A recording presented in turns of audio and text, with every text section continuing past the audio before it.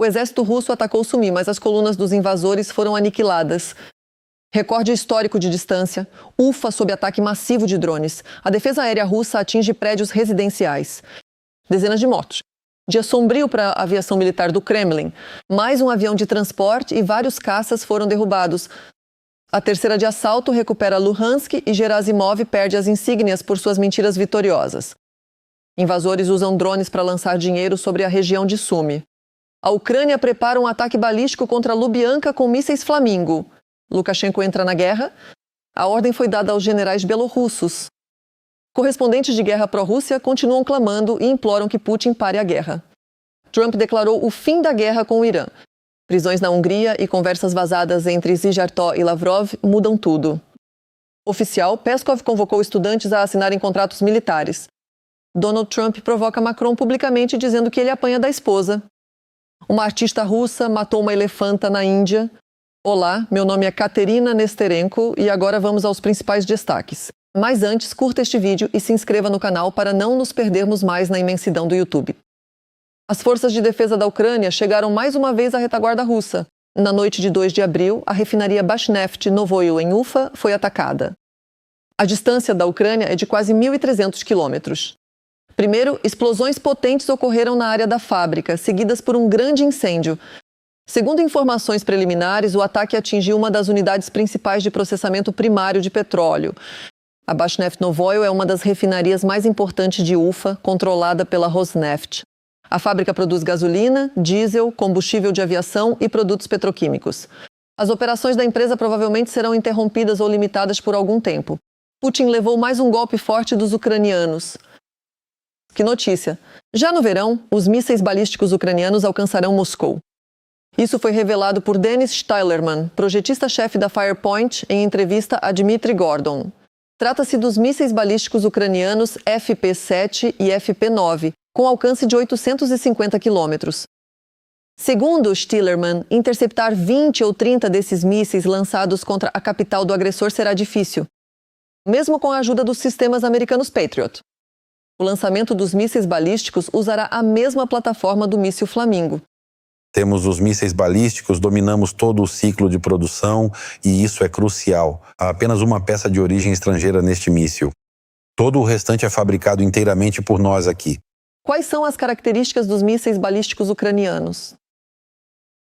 Até 300 quilômetros e carga de até 250 quilos, dependendo da distância. Isso para o 7. E para o 9, são 850 quilômetros. É uma ogiva que pode chegar a pesar até 800 quilos, dependendo principalmente da distância até o alvo e de outros fatores envolvidos no lançamento. Já possuímos um míssil balístico com alcance de 300 quilômetros e ela voa. Sim, ela voa. Um míssil balístico de 850 quilômetros quando deve chegar? Bem, no meio deste ano. Ou seja, logo logo. Sim, logo logo. Bem, senhores, não sei vocês, mas eu mal posso esperar pelo lançamento desses mísseis. Então vocês aí do outro lado da fronteira não relaxem, o verão promete ser quente. Lendo os comentários dos episódios anteriores, vejo que muitos nos assistem da Europa, Cazaquistão, Moldávia e até dos Estados Unidos. Nós, ucranianos, agradecemos pelo apoio e temos orgulho de ter espectadores tão sensatos. Escrevam abaixo deste vídeo de qual país vocês nos assistem e se aí apoiam a nossa luta contra o Império do Mal. Sempre leio os comentários de vocês com prazer, mas por enquanto vamos continuar. A seguir, o mais interessante. E agora as notícias do front. Segundo o Deep State, o inimigo avançou perto de Piszczyn. Em Sumi, paraquedistas da Galícia impediram uma tentativa de ataque russa. Um grupo de assalto russo em 5 quadriciclos tentou aproveitar a neblina e o tempo fechado para chegar rápido e sem ser visto às posições dos defensores ucranianos. No entanto, o reconhecimento aéreo detectou o movimento do inimigo a tempo. Operadores de drones de ataque agiram contra a coluna imediatamente, seguidos pela artilharia. A tentativa de assalto foi frustrada. Os soldados da 80ª Brigada da Galícia eliminaram 7 ocupantes e destruíram 5 quadriciclos.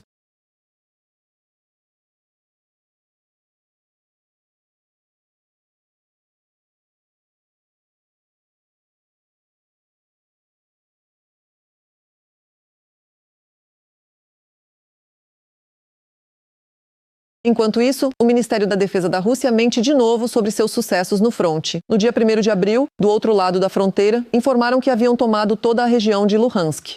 Esta já é a terceira pseudo-captura de Luhansk desde o início da invasão em grande escala. A mentira dos russos foi desmentida diretamente pelo terceiro corpo do exército. Dizem que as forças ucranianas continuam mantendo as últimas linhas de Luhansk, ou seja, não houve captura total. A terceira de assalto desmente a informação da Rússia sobre a captura de Luhansk. A brigada mantém as últimas linhas de defesa da região. Forças ucranianas permanecem no território da região, unidades da terceira brigada de assalto. Em 6 meses, o inimigo fez 144 tentativas de assalto na área de Nadia e Novoye-Horivka, incluindo 19 veículos motorizados e mais de 360 soldados russos. Desses, as perdas russas definitivas são até 260 mortos e mais de 80 feridos. Nessas localidades e também em Rekivka, as forças da brigada mantêm a defesa, apesar de todas as tentativas russas de tomar a região militar e virtualmente com mentiras e fakes. Enquanto isso, os ocupantes começaram a lançar de drones notas falsas com um código QR de um canal que oferece notícias em vez do dinheiro prometido. Isso foi relatado pela administração militar de Sumy. Na manhã de 2 de abril, esses papéis foram vistos nas regiões de Sumy e Chernihiv. Os ucranianos são instados a não tocar nesses presentes e, em hipótese alguma, escanear o código devido ao risco de perda de dados pessoais e invasão do dispositivo. E um pouco de positividade. Os combatentes do batalhão Signum compartilharam imagens impressionantes do seu trabalho. Aproveitem!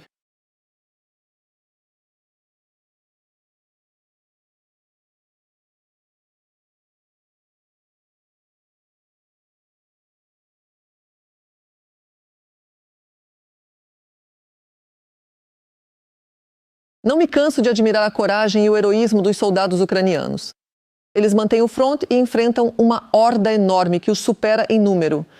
Por isso, peço que apoiem as Forças Armadas e, se não puderem ajudar financeiramente, deixem palavras de apoio nos comentários.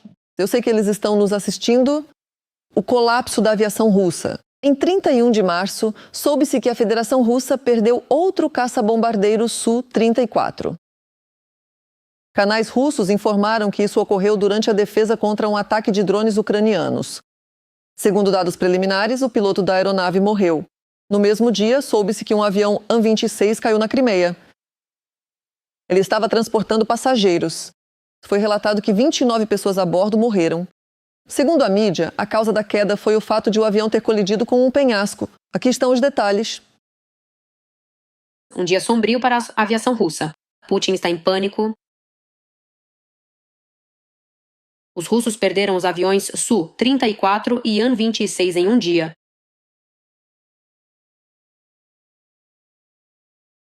O componente de transporte da aviação russa hoje tem uma aparência extremamente frágil. A maior parte são aviões soviéticos que já esgotaram sua vida útil há muito tempo. O avião de transporte militar russo An-26 caiu durante um voo sobre a Crimeia ocupada. Segundo informações oficiais, o avião bateu em um penhasco e a causa da queda foram falhas técnicas. Como resultado do desastre aéreo, 29 pessoas morreram. São aviões desgastados em termos de recursos, de idade, em suas características e em todos os motores. Aviões velhos que a Rússia tentou substituir pelo Il-112, eles tinham esse projeto, mas ele foi um fracasso total. O cargueiro An-26 continua sendo um elo fundamental na logística das Forças Armadas russas. Este bimotor soviético permite carregar equipamentos e cargas tanto do solo quanto de um caminhão. O An-26 é feito para levar mais de 5.000 quilos de carga, 30 a 40 paraquedistas ou 24 feridos em macas. A Rússia é criticamente dependente de aviões como o An-24 e o An-26. A Rússia hoje não tem, em princípio, nenhum substituto para o An-24 e o An-26. Desde o colapso da União Soviética, ela perdeu a capacidade de renovar essa frota. Esses aviões eram produzidos pela Ucrânia no escritório de projetos. Eles foram criados aqui pelo escritório Antonov e eram fabricados na Ucrânia. A frota de An-26 e An-24 que resta na Rússia já esgotou sua vida útil de motor. Estes são aviões extremamente pouco confiáveis, pois têm um desgaste colossal e as tropas russas não podem se dar ao luxo de realizar reparos normais e adequados na Rússia. No mesmo dia, a aviação russa ficou sem mais um Su-34. Sabe-se que o piloto do avião morreu. O custo de um caça é de cerca de $50 milhões. A perda de cada avião desses é, sem dúvida, não apenas um golpe financeiro para o exército russo, mas também um golpe em sua capacidade de combate. Segundo uma das versões, o Su-34 pode ter sido atingido ao tentar repelir um ataque de drones ucranianos. Mas nem o Ministério da Defesa da Federação Russa, nem a mídia estatal relataram a queda do avião. A primeira razão é que ele foi realmente abatido, destruído por sistemas de defesa aérea ucranianos ou pela aviação ucraniana. Consequentemente, tal eficácia não se sabe com qual míssil, não se sabe com que tipo de aviação, não se sabe em que condições, mas já ameaça o uso desses aviões Su-34 em sua forma clássica atual, ou seja, como lançadores de bombas guiadas. Ou talvez possa haver uma segunda razão pela qual a perda do Su-34 está sendo silenciada. É fogo amigo? É fogo amigo? Este avião pode ter sido abatido por um sistema de defesa aérea assustado, que hoje se encontra em um estado de estresse extremo de um dos grupos de defesa aérea russos. O Su-34 é um bombardeiro supersônico de 2 lugares, que é a principal força de ataque da Federação Russa na guerra contra a Ucrânia.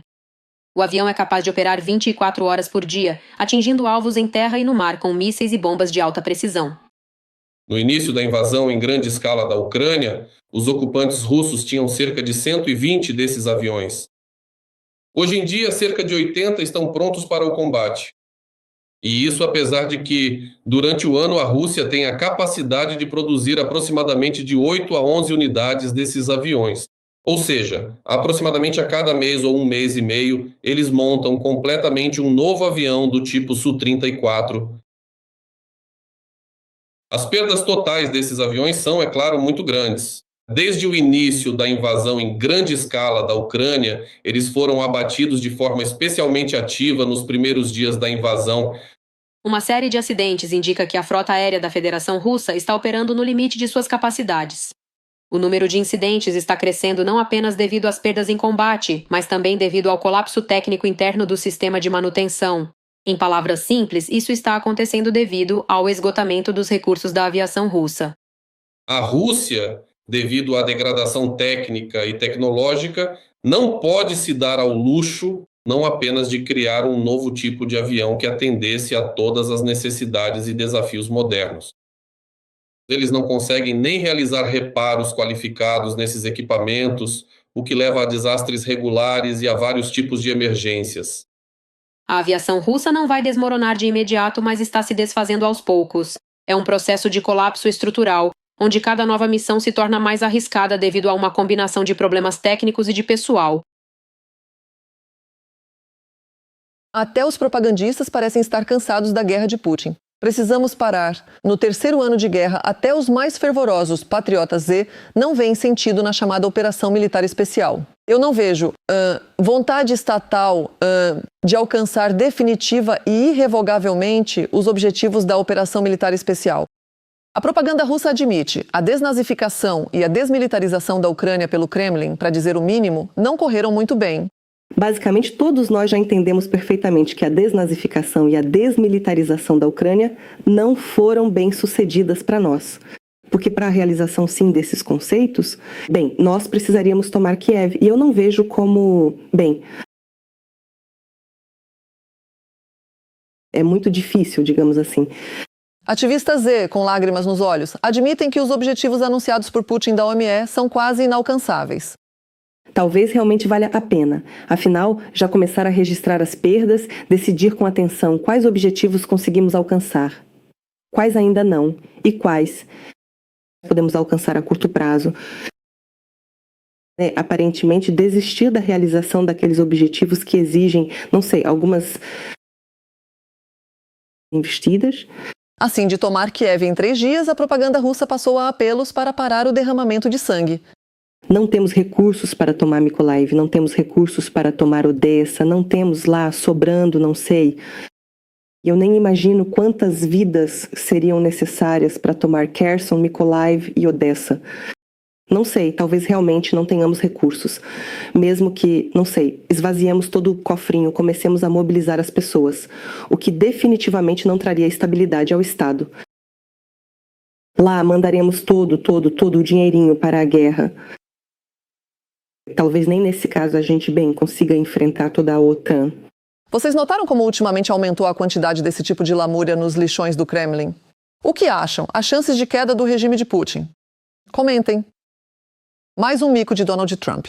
Desta vez, o presidente americano ridicularizou o presidente da França, Emmanuel Macron, e sua esposa, em meio a um novo ataque à OTAN. O Bild escreve sobre isso. A matéria diz que Donald Trump criticou publicamente Emmanuel Macron e sua esposa, Brigitte Macron, durante um jantar privado que ocorreu ontem. Eu ligo para a França, para o Macron, cuja esposa o trata muito mal. Ele ainda está se recuperando de um soco no queixo. O comentário de Trump referia-se a um vídeo de maio de 2021, no qual provavelmente se vê Brigitte Macron empurrando o rosto do presidente francês durante uma visita ao Vietnã. A gravação com as palavras de Trump apareceu brevemente no canal do YouTube da Casa Branca, após o que o acesso a ela foi fechado. Depois, Trump ligou as piadas sobre Macron a reclamações contra os aliados da aliança. Segundo a Reuters e a Associated Press, ele chamou novamente a OTAN de tigre de papel e afirmou que considera seriamente a saída dos Estados Unidos da aliança após a recusa dos países europeus em apoiar a campanha americana contra o Irã. E o que vocês acham do comportamento do presidente americano? Escrevam, não se contenham nos comentários. Donald Trump afirmou que a guerra com o Irã terminaria muito rápido e ameaçou novamente com ataques poderosos. Em seu discurso à nação, o presidente dos Estados Unidos disse que, se não houver acordo em 2 ou 3 semanas, a América dará um golpe fortíssimo no Irã e o mandará de volta à Idade da Pedra.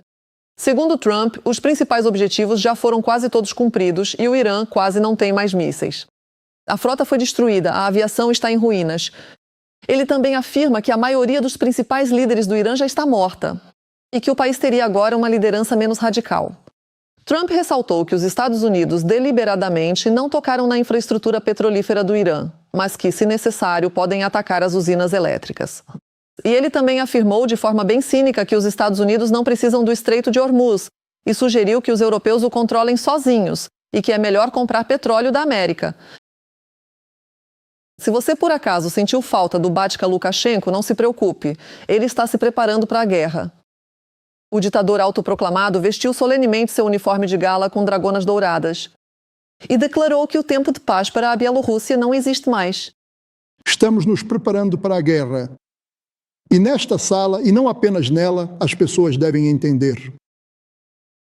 Somos absolutamente contra a guerra, especialmente nossos oficiais, nossos soldados, as Forças Armadas, porque sabemos o que é a guerra, não queremos guerra. Mas é para isso que serve um exército. Se de repente alguém decidir falar conosco e nos olhar através da mira de uma arma, nós responderemos. Bem, vocês entenderam, dragonas polidas, tempo de paz cancelado, não queremos guerra, mas estamos nos preparando arduamente para ela. E Trump está chantageando a Europa novamente. Desta vez, o presidente dos Estados Unidos, Donald Trump, ameaçou interromper o envio de armas para a Ucrânia para forçar a Europa a se juntar aos esforços para desbloquear o Estreito de Hormuz. É o que diz o Financial Times. A publicação observa que, no mês passado, o presidente americano exigiu ajuda dos países da OTAN para abrir o Estreito de Hormuz, mas recebeu uma negativa. Na Europa, enfatizaram que isso é impossível, enquanto o conflito no Oriente Médio continuar. Outros disseram que esta não é a nossa guerra. Como informaram funcionários anônimos aos jornalistas em resposta, Trump ameaçou interromper os suprimentos para o Pearl. Esta é uma iniciativa da OTAN para a compra de armas para a Ucrânia, financiada por países europeus.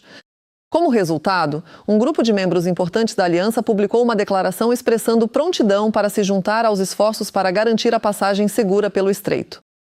Foi o secretário-geral da OTAN, Mark Rutte, quem insistiu na divulgação, já que Trump ameaçou sair do Pearl e abandonar totalmente a ajuda à Ucrânia. Outra fonte informou que, em conversa com representantes de França, Alemanha e Reino Unido, Rutte notou que Trump estava bastante irritado com a recusa europeia em ajudar no desbloqueio do Estreito de Hormuz. Interessante com o que Trump vai chantagear os europeus da próxima vez? E quem duvidaria, o bigode do Putin, ou melhor. O porta-voz Dmitry Peskov declarou que não tem conhecimento de qualquer ordem para recrutar estudantes e funcionários de empresas para as tropas de drones. Segundo ele, as tropas de drones foram criadas e precisam de pessoal. Há uma oferta aberta para todos se juntarem a essas tropas. Lembrando que o Centro de Combate à Desinformação informou que o Kremlin busca novos métodos de recrutamento para a guerra contra a Ucrânia. Um dos métodos é o recrutamento através da área educacional. Supostamente, já no início de 2026, o Ministério da Educação da Federação Russa estabeleceu cotas para as universidades russas. Pelo menos 2% dos estudantes devem assinar um contrato com o Ministério da Defesa. Atenção especial é dada ao recrutamento para unidades que operam com drones. Durante a campanha, prometem aos estudantes a chance de voltar aos estudos após o serviço, pagamentos, benefícios e bônus extras. Entre eles, a transferência para o ensino gratuito ou apoio financeiro da instituição de ensino. Além disso, o recrutamento para o exército ocorre ativamente em universidades nos territórios ocupados da Ucrânia. Não tenho conhecimento dessas ordens, eu não as vi, não sei se essa informação corresponde à realidade. O fato de que novas tropas foram realmente criadas, de que há uma certa especificidade, de que novos quadros são necessários para esse tipo de tropa e de que há uma oferta para aqueles que têm a competência necessária e estão prontos para servir nessas novas tropas. Essa oferta existe, ela está, como dizem, no mercado e se aplica igualmente a todos, tanto para trabalhadores quanto para estudantes, para quem não trabalha, para desempregados e assim por diante. Bem, o que posso dizer? Mentir lá na Rússia eles sabem, amam e praticam. E você acredita no Peskov ou não? Comente. Escândalo. Vazou informações secretas para Lavrov e tentou retirar sanções da irmã de um oligarca de Putin. As conversas escandalosas do ministro húngaro Péter Szijjártó com seu colega Lavrov, do Kremlin, vieram a público. E isso, acredite, é uma verdadeira bomba de informação. Um golpe baixo para Viktor Orbán a 2 semanas das eleições parlamentares. Jornalistas investigativos publicaram a interceptação de uma conversa entre os ministros das Relações Exteriores da Hungria e da Rússia. Eles discutem como os políticos de Budapeste vão resolver a retirada de sanções em Bruxelas. Talvez não seja a primeira conversa sobre o tema. Szijjártó conhece rápido demais os nomes dos parentes dos oligarcas russos. Escute, ligo a pedido do Alisher, e ele me pediu para lembrá-lo de que você estava cuidando da questão da irmã dele. Ah, a senhora Ismailova? Sim, com certeza. O fato é que, junto com os eslovacos, estamos propondo à União Europeia a exclusão dela da lista. Vamos enviá-la na próxima semana. E como começará um novo período de revisão, esse assunto entrará na pauta do dia. Faremos o possível para retirá-la da lista. Que o Kremlin estava por trás de Szijjártó não é segredo há muito tempo. No final de 2021, quando Moscou já planejava a invasão da Ucrânia, um diplomata húngaro, aliado de Orbán, exibiu a Ordem da Amizade que Lavrov lhe entregou pelo desenvolvimento das relações bilaterais. Em março deste ano, o jornal Washington Post, citando um oficial europeu, afirmou que o chanceler da Hungria, sem hesitar, entra em contato com a Rússia nos intervalos das reuniões da União Europeia. Zakharova acusou os inimigos da Hungria de terem uma imaginação fértil. Viktor Orbán também não deixou de comentar essa informação durante a transmissão. Nós, é claro, teremos que lidar com isso, mas quando ouvi essa crítica contra ele, quase morri de rir. Não se sabe como Viktor Orbán se sente agora após o vazamento de dados, já que seu partido está perdendo força antes das eleições parlamentares. O próprio Szijjártó decidiu arriscar tudo e declarou que nunca escondeu suas posições. Há 4 anos eu digo, e nós dizemos, a política de sanções fracassou. Ela causa mais danos à União Europeia do que à Rússia. Também já declaramos de forma clara e repetidas vezes que nunca aceitaremos sanções impostas contra pessoas ou empresas que sejam absolutamente essenciais para a segurança energética da Hungria ou para a paz, nem contra aqueles que, de fato, não têm motivo algum para estar na lista de sanções. E reafirmamos que manteremos essa posição firme e consistente no futuro. Isso não parece ser uma história sobre o fato de a Hungria ser contra as sanções em si. Trata-se de ajuda específica a um oligarca específico, articulada pelo ministro russo Lavrov, que é conhecido por suas ligações com oligarcas. Alguém acredita que Lavrov achou injustas as sanções especificamente contra a irmã de Usmanov? E ele decidiu, por um impulso bondoso, sem qualquer contato com Alisher Usmanov, ligar e exigir justiça por causa disso. Eu acho que pouca gente viu essa ligação telefônica dessa maneira. Então, as desculpas de Szijjártó me parecem ser apenas o que chamamos de controle de danos. Quando ele percebe que falar em deepfake ou falsificação é inútil, ninguém acreditaria. Então ele finge que nada aconteceu e que está tudo bem. O principal diplomata do país não estava representando nenhum interesse estatal da Hungria. Temos em mãos uma confirmação muito específica de que o ministro das Relações Exteriores do governo de Viktor Orbán, um dos oficiais húngaros mais confiáveis, que já foi até apontado como possível sucessor de Orbán no cargo de primeiro-ministro, está trabalhando para Moscou de forma clara, confiante e sem qualquer remorso. E não apenas para Moscou como conceito de Estado, mas para os interesses dos clãs oligárquicos russos, o que nos lembra que o Estado russo é uma união de agentes e bandidos. Pelo que, por cumplicidade em Moscou e discórdia na família europeia, a Rússia paga aos atuais governantes da Hungria, essa questão permanece aberta para jornalistas investigativos. Por enquanto, Orbán e companhia começaram a perseguir um profissional de mídia local que expõe suas maquinações. Será que os húngaros conseguirão se livrar do jugo de 16 anos de governo de Orbán e seu partido? Isso será conhecido já em 12 de abril. Dados preliminares de pesquisas dão esperança, mas não será tão simples. O Kremlin não entregará a Carta da Hungria à União Europeia. Moscou deu a Kiev 2 meses para retirar as tropas de Donbas. Depois disso, a guerra supostamente terminaria. Se a Ucrânia não fizer isso, haverá outras condições de paz. Isso foi declarado pelo presidente da Ucrânia, Volodymyr Zelensky. Ao mesmo tempo, segundo Zelensky, não há sinais da Federação Russa sobre uma trégua energética. O que está por trás de tais declarações dos russos? Na realidade, todos os detalhes em nossa reportagem. Um novo ultimato da Rússia. O presidente da Ucrânia, Volodymyr Zelensky, disse que a Federação Russa deu à Ucrânia 2 meses para retirar as tropas dos territórios restantes não capturados de Donbas. Depois disso, a guerra supostamente terminaria. Segundo o presidente, se a Ucrânia não retirar as tropas, então haverá outras condições para um acordo de paz entre Kiev e Moscou. Por enquanto, o que a Rússia quer e o que os parceiros divulgam é que vem o fim da guerra, ou da fase quente da guerra, quando a Ucrânia sair do leste. Tendo tomado essa decisão, agora há novos prazos que eles estão comunicando ao lado americano. Estou surpreso de como se pode acreditar nisso. Simplesmente surpreso, essa história já dura tanto tempo. Agora, novos prazos. Eles disseram que em 2 meses capturarão Donbas. E por isso, a Ucrânia tem 2 meses para sair. E então a guerra acabará. Mas é difícil acreditar que o objetivo dos russos seja apenas Donbas. Uma pergunta lógica. Se o objetivo deles é apenas Donbas, essa é a minha pergunta. Aos nossos colegas americanos, se eles conseguirem capturar Donbas, por que dizem que irão além e que depois haverá outras condições? Ou seja, a questão não é Donbas, na minha opinião. Os russos entendem perfeitamente que capturar em 2 meses Donbas é algo que eles não conseguirão. É por isso que, segundo Zelensky, eles recorrem à pressão sobre os parceiros. Eu acredito que hoje a Rússia está pressionando a América. Eu acredito que a América pode pressionar a Rússia. Esperamos muito que na via de negociação a questão volte à lógica e não à emocionalidade da Rússia, que já reage a tudo.